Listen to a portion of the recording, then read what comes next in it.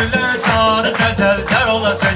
Sen adı var meyxanalar, şehir gazeller olacak. Hele bu toyun evveli iftidasıdır Əzizə. Hele bu toyun evveli iftidasıdır Əzizə.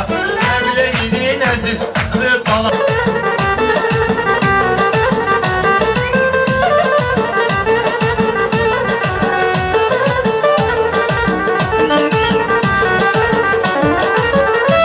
Nasıdır Əzizə.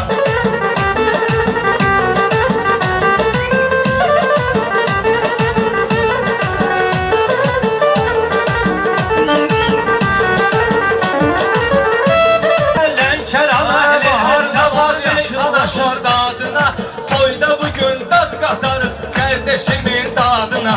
Əzizənin qurban olum dərdə şəfa adına. İmamların qəribəli qürəbasıdır Əzizə. İmamların qəribəli qürəbasıdır.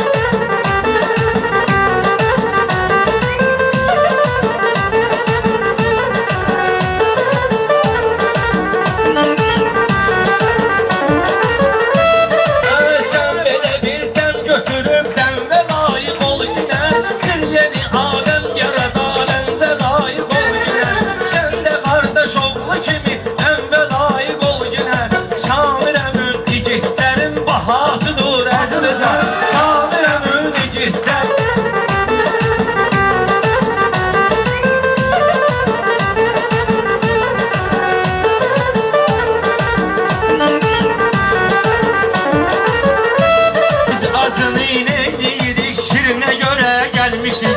Biz azını inekliyirik, şirine göre gelmişik.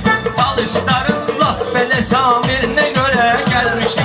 Bu meclise hamımız hatirine göre gelmişik. Hamımız onun ismine hatirine göre gelmişik. Bu meclisin nöqtəsidir, nidasıdır Əzizə. Bu meclisin nöqtəsidir, nidasıdır.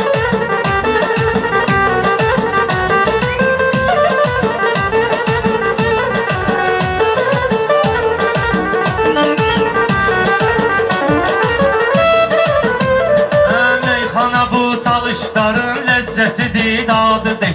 Onlara da lezzet veren meyxana ustadıdır. Ay Əzizə, bilsən adın hansı şahın adıdır? Şahlar o şahın qapısının gədasıdır Əzizə. Şahlar o şahın qapısının gədasıdır Əzizə.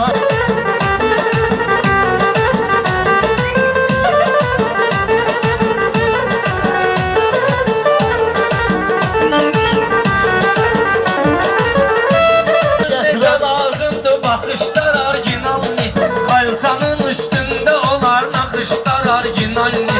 Bugün meyxana gözləyir talışlar orijinalni. Ələm quvur çatdasının harasıdır Əzizə. Ələm quvur çatdasının harasıdır Əzizə. Fayiqin istəyli əziz balasıdır Əzizə.